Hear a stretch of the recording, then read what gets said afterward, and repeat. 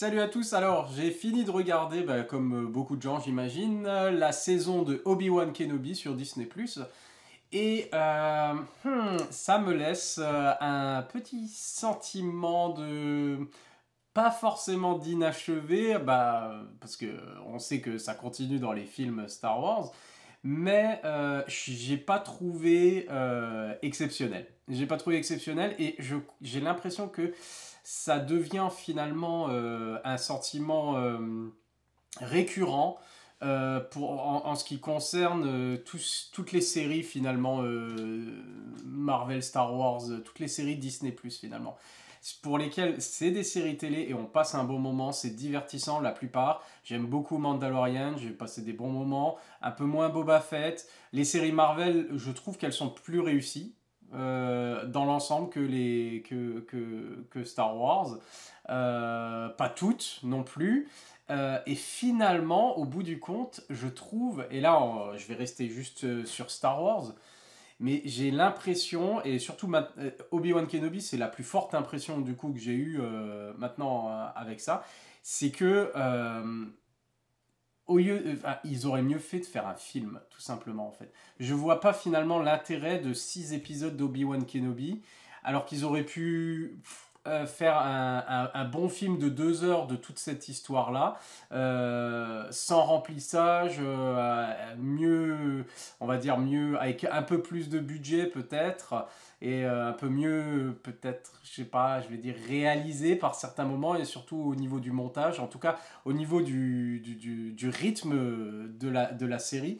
J'ai trouvé ça un peu lent et qui paye pas forcément à chaque fois. Alors il y avait plein de références, mais c'est normal en même temps. Je sais même pas si on peut parler de fan service puisque ils sont en train de poser des événements dont on sait qu'ils vont arriver, donc c'est pas vraiment du fan service puisque ils ont un certain parcours à suivre. De toute façon, ils peuvent pas faire n'importe quoi. Et ça pose aussi un problème, justement, le fait que ce soit alors le retour d'Obi-Wan Kenobi, c'est que finalement, les enjeux, peu importe ce qui va arriver à Luke ou Leia dans cette série-là, on se doute bien qu'il va rien arriver que d'exceptionnel ou de dangereux ou qui risquent pas vraiment leur vie ou que ils vont pas vraiment être découverts puisque tout ça, ça se passe dans l'épisode 4 et encore Leia, on sait que elle est la sœur de Luke, seulement, tout le monde le découvre seulement dans l'épisode 6, donc dans le retour du Jedi. Et du coup, ça nous laisse une bonne petite série, on va dire, d'aventure. Ce qui est intéressant et ce qui fonctionne, c'est Obi-Wan lui-même, le voir tout faible, et puis en train de se cacher alors qu'il a été un grand guerrier, un général, il a fait les guerres, il a fait tout, etc. Et le voir justement se cacher de tout le monde et puis ne plus avoir ses pouvoirs et ne plus avoir même confiance en lui quand il doit après les utiliser, il n'a pas la confiance, il doute de lui-même, etc. Et son cheminement est donc intéressant et c'est ça qui va être le plus intéressant. J'ai bien aimé l'aspect, ils utilisent, plutôt que de faire une relation avec Luke alors que ce serait pas logique qu'ils le rencontrent et qu'ils aient une aventure de foufou parce que c'est pas cohérent avec ce qui se passe après quoi, parce qu'il le connaît vaguement mais pas non plus personnellement. Je trouve que c'était une bonne idée de faire intervenir du coup la jeune Leia qui se fait kidnapper et du coup de voir comment elle était jeune, était déjà en avance pour son âge. Et on sait que quand elle a... Alors après, c'est 7 ans plus tard ou 8 ans, je sais plus, ils ont 17 ou 18 ans, je sais plus exactement au début de Star Wars, l'âge de Luke et de Leia. Je suis pas sûr qu'ils aient la vingtaine vraiment, je crois qu'ils sont un peu plus jeunes que ça. Mais enfin bref, on voit que elle est déjà en avance sur son âge, très éveillée. J'ai beaucoup aimé au niveau, on va dire, des dialogues et des répliques, le jeu de la jeune actrice qui joue Leia. Par contre, on a l'impression elle est censée avoir 10 ans, on a l'impression finalement qu'elle a 5 ans de la manière dont elle se déplace. Elle parle comme quelqu'un, comme un adulte, et elle se déplace comme quelqu'un qui n'a pas parfaite motricité de son corps. Je veux dire, il y a des enfants de 6 ans qui courent qui courent mieux, qui savent... donc, je l'ai trouvé physiquement pas crédible, on va dire, par rapport à ce qu'il faisait faire, justement, scène de poursuite. Je veux dire, une gamine qui sait pas courir, et qui se fait rattraper en 2 secondes, elle arrive à semer tout le monde, des Jedi, des Sith, des tueurs entraînés, des choses comme ça. Les scènes où elle s'enfuit et elle essaie de semer, on va dire, ses poursuivants, je trouve... Alors, que ce soit l'actrice, voilà, qui puisse pas, voilà, qui soit pas super physique, la gamine, mais mettez au moins, je sais pas, une doublure qui sait courir et qui montre qu'il y a quelque chose, quoi.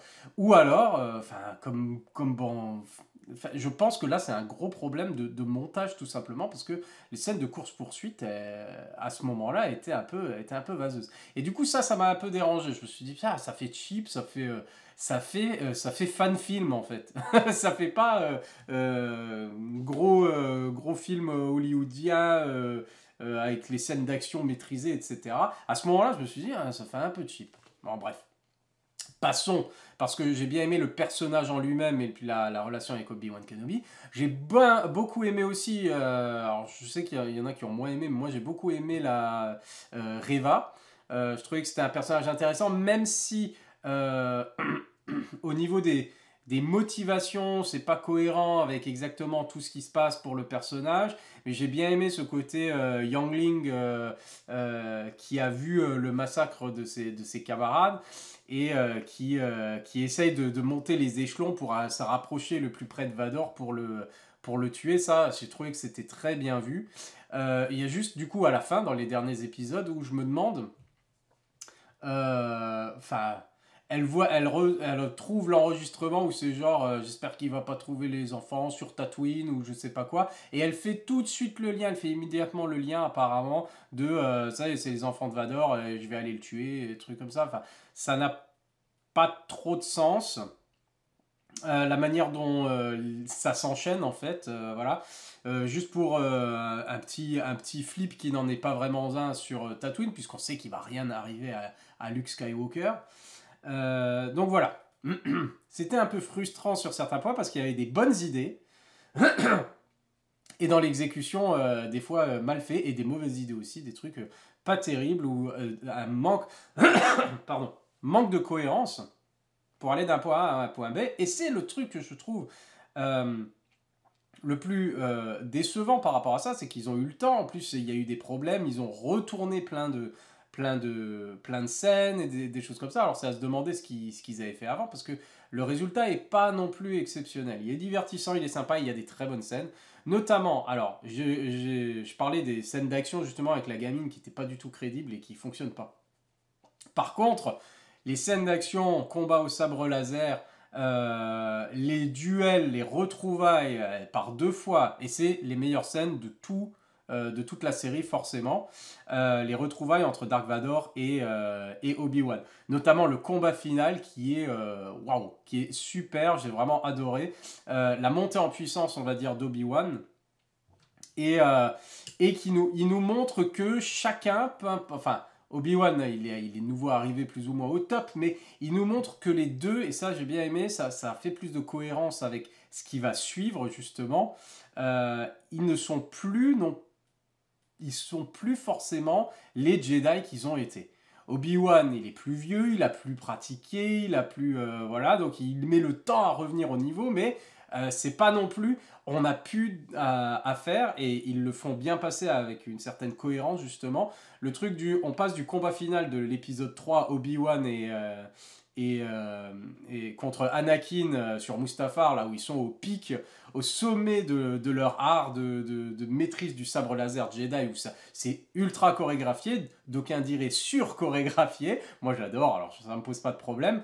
Les retrouvailles dans l'épisode 4 de Obi-Wan et de Vador, 20 ans plus tard à peu près, où c'est vrai que le combat au sabre laser du premier Star Wars, maintenant il a bien vieilli, et puis il est un peu pitoyable. Mais on a quand même je trouve le lien qui est fait avec la série Obi-Wan Kenobi, justement sur les duels de Vador et Obi-Wan, où on n'est plus, et Vador ne peut plus non plus faire ce qu'il faisait quand il avait un corps.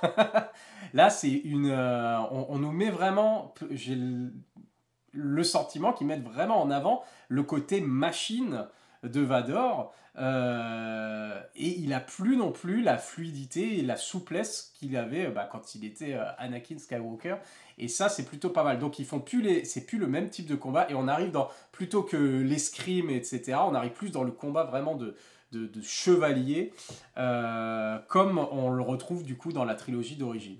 Et ça, je trouve que c'est plutôt pas mal de retrouver ça. Et le combat, encore une fois, le dernier combat entre Obi-Wan et Dark Vador, et les scènes et les dialogues, j'ai trouvé ça super. Mais est-ce que ça justifiait les 6 épisodes à la qualité variable? Je ne sais pas.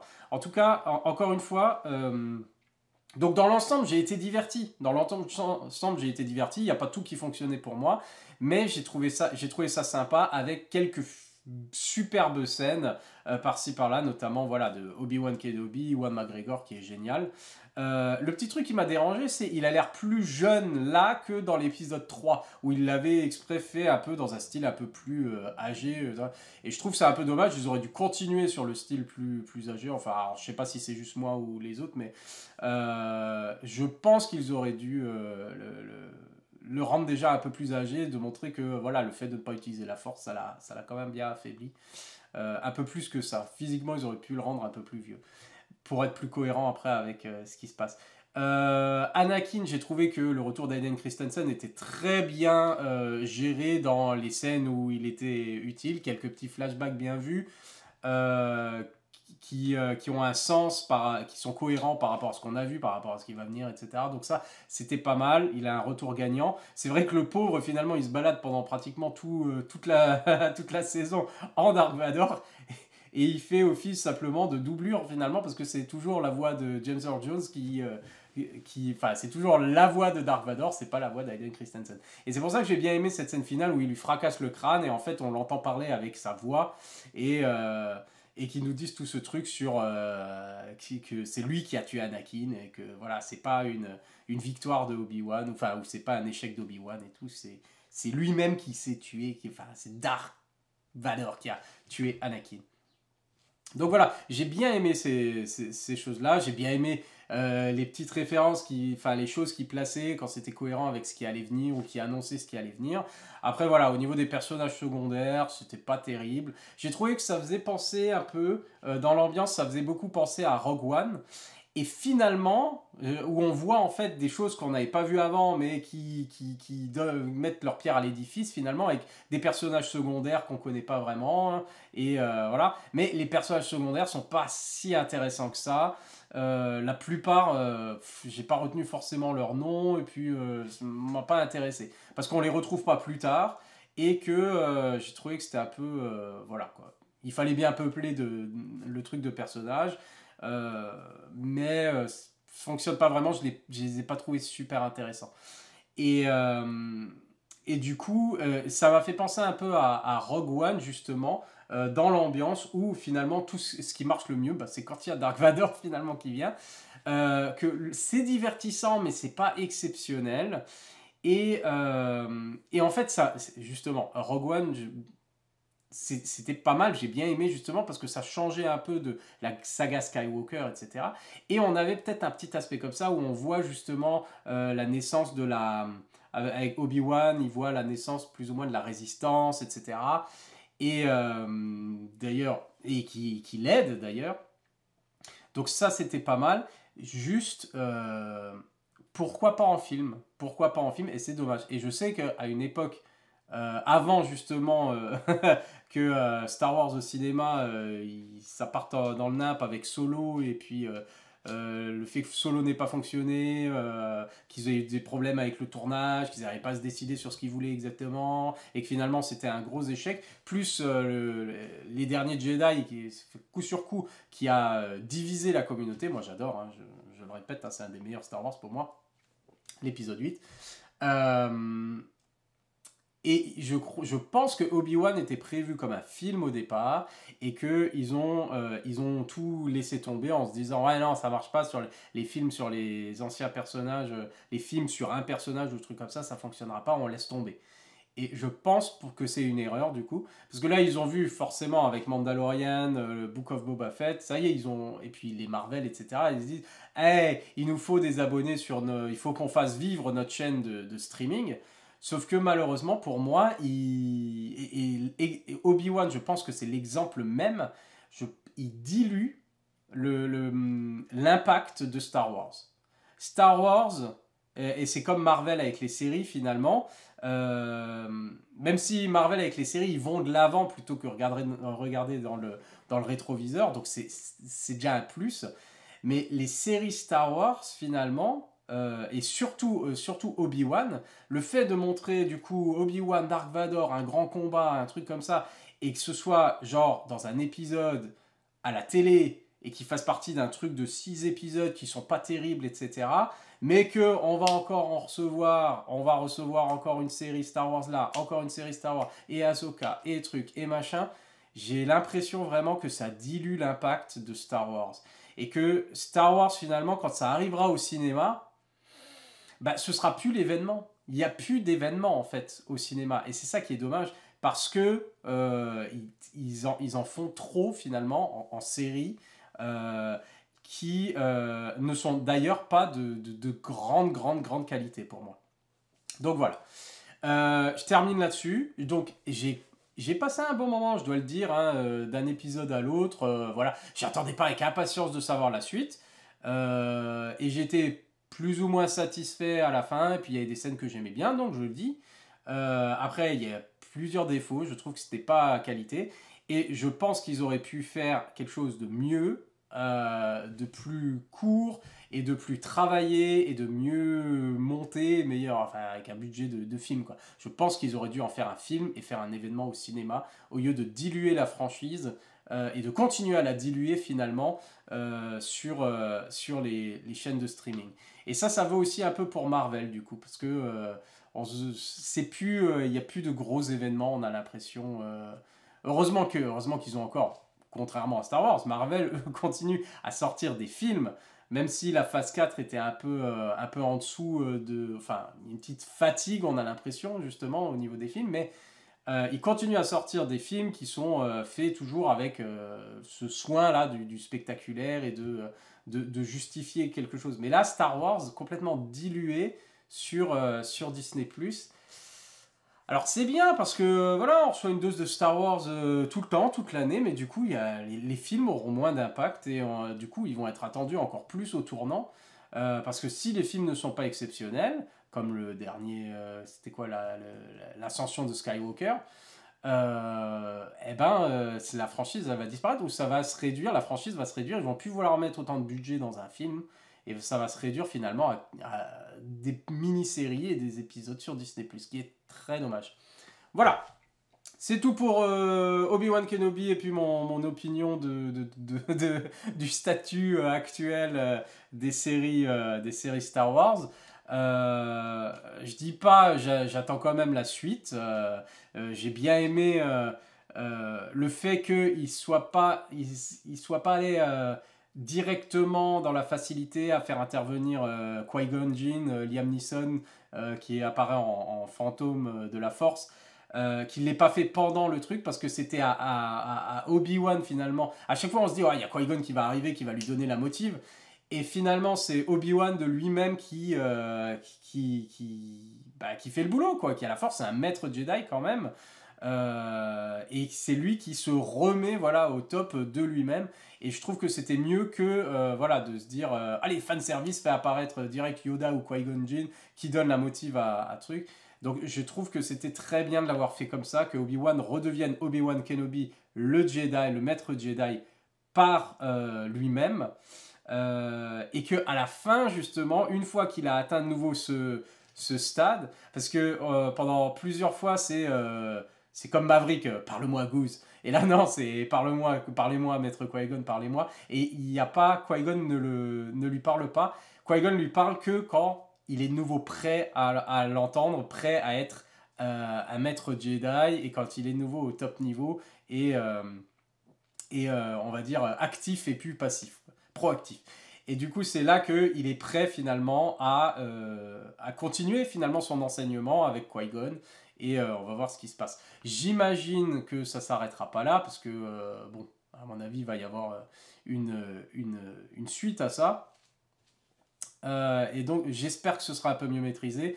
Et je trouve quand même que c'est dommage de le faire en mode série plutôt qu'en film. Voilà, c'est tout pour Obi-Wan Kenobi. Cette fois, je m'arrête vraiment. J'espère que vous avez apprécié la série, peut-être plus que moi, ou peut-être moins, je sais pas. Mais en tout cas, voilà. J'attends un peu mieux quand même de Star Wars.